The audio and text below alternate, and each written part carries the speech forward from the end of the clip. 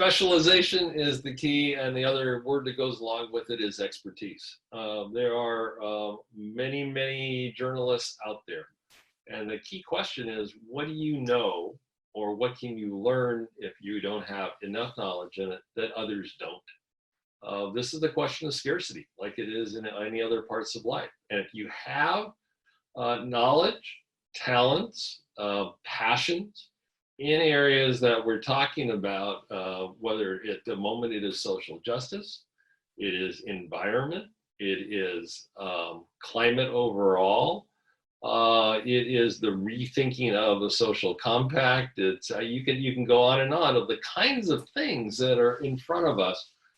And what any editor wants to know is what are you as a journalist, as a freelancer, as an applicant, what can you bring that's going to win them new audiences? I also wondered if, when use of the word pivot, did that mean pivot to non-journalism careers, or at least roles while looking for a journalism career? And I would put forth that journalistic skills are extremely valuable in other fields. The resourcefulness, the ability to research, the ability to ask questions and find answers. Look over your LinkedIn profile carefully, look over your digital portfolio carefully to see how your writing and other work samples are showing. If you don't have a digital portfolio, I would recommend setting up a free one, or looking deeply into LinkedIn to see what kind of free resource there will display your work nicely. Because if you want to find other work as a storyteller, there are other roles as well. I don't want to discourage people from doing that within journalism too, but I did want to point out that lots of times when I'm talking to recruiters, or when I'm approached by people who want to find Columbia College grads for their roles, they love to hear of people who have written for the student newspaper, or who have been in journalism, because they feel or know that they've got the ability to deliver information concisely, and to ask questions and fill in holes. So that's another way to pivot. On networking, I would say now is a time when, instead of going to get like a physical coffee with someone and having to be in the city with them, it's a really great time to set up virtual like coffee dates with someone who you might want to aspire to have a mentor-mentee relationship with. There's also a lot of really great services out there for coaching, especially coaching for women or for early career journalists. A few of those resources include digitalwomenleaders.com. There's a whole slew of women across the industry and who offer coaching to other women who have gone through leadership trainings themselves. There's also Adriana Lacey from the Los Angeles Times has one for early career journalists on mentoring for folks. And there's another one that I'm aware of for women in film and women in TV. And there's a whole host of roles that go around that. And these people volunteer their time for a half hour via Calendly. And it's something that's free for folks who fit the mold of the people they're looking to mentor, that you can sign up for time with them. You could also just reach out to some people.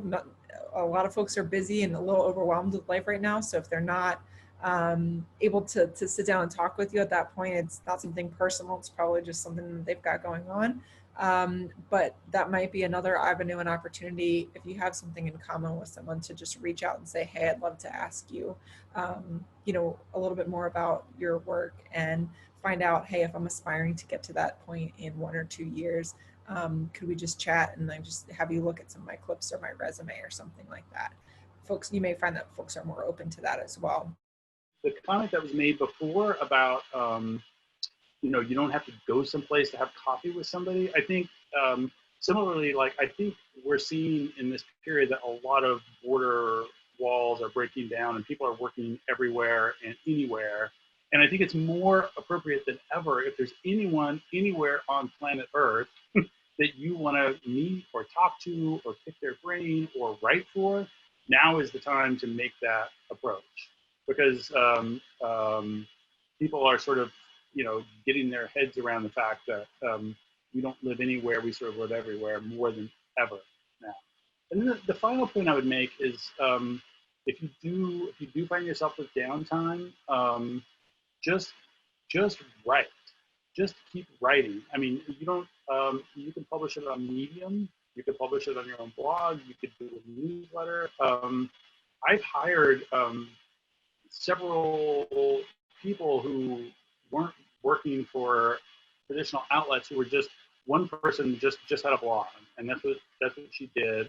But it was this wasn't when I was at CJA. I was at another place that I worked. But she so effectively captured the voice of who we were, and she was her writing was so great that was all I needed and wanted. So just if you find yourself with downtime, just write.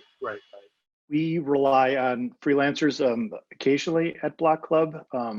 Most of our folks are full time, but it's hard to turn down a fantastic freelance pitch. When you see it in your email box, I got to have that by tomorrow. But looking at my email box right now, I have 173 have come in since we've been talking, and it's hard to cut through that.